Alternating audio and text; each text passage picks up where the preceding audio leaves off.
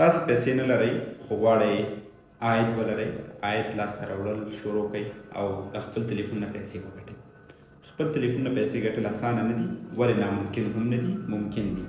تاسو څنګه کولی شئ له خپل تلیفون څخه عاید لاسته راوړئ په داسې حال کې چې تاسې یوه روپۍ هم نه لرئ؟ راځئ زه نن تاسو ته په اړه غږېږم. تاسو کولی شئ تر ټولو لومړی دا زده کړئ چې د مارکیټینګ برخې څنګه ګټه واخلئ، څنګه خپل تلیفون د مارکیټینګ په اړه وکاروئ او له خپل تلیفون څخه عاید لاسته راوړئ. دوهم تر ټولو مهمه برخه چې تاسو باید څه ته مارکیټینګ ترسره کړئ او هغه فرصت چې تاسو شروع کوئ آیا تاسو دغه زمینه لري یا دغه زمینه مساعدې چې تاسو وشئ کولی له صفر څخه په دې کې مارکیټینګ شروع کړئ او حد اقل یو څو روپۍ وګټئ او مخې ته لاړ شئ.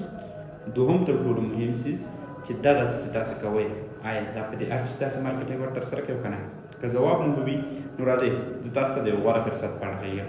تاسو کولی شئ د گو ګلوبل له لارې بغیر د کوم انویسټمنټ څخه همدا اوس له $0 څخه شروع وکړئ او عاید لاسته راوړئ. څنګه؟ تاسو کولی شئ په لاندې کمنټ باکس کې په لینک باندې کلیک کړئ، ځان ته اکاونټ جوړ کړئ او د هغه وروسته تاسې له افیلیټ مارکیټینګ څخه حد اقل حق لرئ چې تر $200 پورې عاید لاسته راوړئ.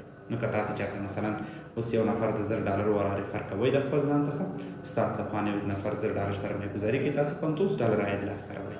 نو اوس که ستاسو د خوا نه 4 نفره د $1000 په اندازه باندې ریفر شي نو تاسو مستقیما $200 عاید لاسته راوړئ چې کولی شئ د $100 پکې ځان ته فعال کړئ او هره هفته وشئ کولی تر دویم ټارګټ دریم ټارګټه پورې د نیټورک مارکیټینګ له عاید څخه هم ګټه واخلئ. نو تر ټولو مهمه دا ده چې تاسې دغه اراده ولرئ چې زحمت وباسئ او پرمختګ وکړئ. دغه ستاسې لپاره یو غوره فرصت دی. که چېرته تاسې بیخي پیسې نه لرئ تاسې اول د ګوګل په اړه ځان پوه کړئ، د لاندې لینک په واسطه باندې اکاونټ ځان ته جوړ کړئ او د هغې څخه وروسته تر ټولو مهم څیز دا ده چې زحمت وباسئ. نن نه سبا، سبا نه بل سبا، بل سبا نه بل سبا حتما تاسې نتیجه لاسته راوړئ. کله چې تاسې زحمت باسئ زه په دې اطمینان یم چې څوک چې زحمت باسي هغه ما ناکام نه دی تللی، د خپل ځان په شمول باندې حتما نتیجه یې لاسته راوړي. نو تاسې حتما کولی شئ.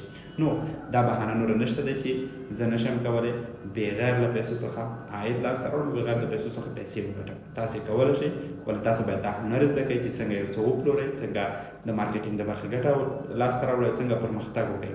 نو کله چې تاسې اراده ولرئ چې خپل ژوند بدل کړئ هر څه ستاسو سره مرسته کوي. نو که غواړئ په دغه برخه کې لا نور پرمختګ وکړئ نو مستقیما د لاندې دوهم لینک په واسطه باندې کلیک وکړئ.